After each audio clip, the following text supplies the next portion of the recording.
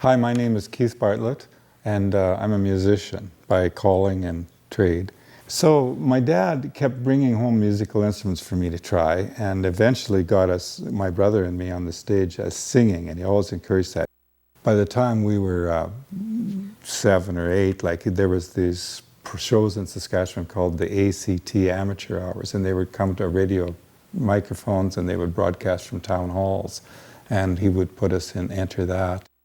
I think I remember getting paid when I was like 14, and I'd been playing the guitar for a year or so, and there was an orchestra that used to play for dances and weddings and things like that in halls in the rural area. There was Longworth's family orchestra, and they wanted me to come and play guitar with them.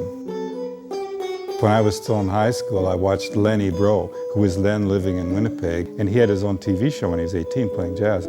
I found him in Toronto where he was playing at a place, George's Spaghetti House. I spent 8 months in Toronto, like every night sitting where he was playing. It was the longest period of time he ever played in one place, and I used to go into George's Spaghetti House and watch him play. And he would, in the breaks or after, I'd talk to him, and he'd put his guitar in my hand and try and show me stuff, move my fingers around. Lenny Bro, that's the greatest influence ever after my dad as far as being a guitar player.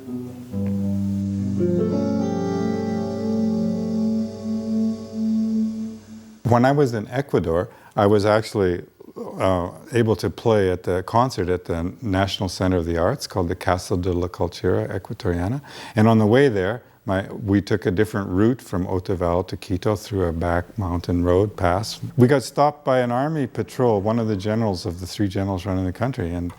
And then they ordered me out of the vehicle with this strange-looking case, which is my banjo in the case, and they get me to spread it out on this hood of the Suburban, and there's machine guns pointing at us and in the windows of the car and poking me in the back, and then they want me to open the case, and then I take it out, and then the general wants me to play it. So in the midst of all this, I just suddenly thought, oh, okay, I know how this movie goes. So I started in like this, and I say, well, I've come from Alabama with the banjo on my knee, and I'm bound for Louisiana, my true love for to see. And then I play it a little bit.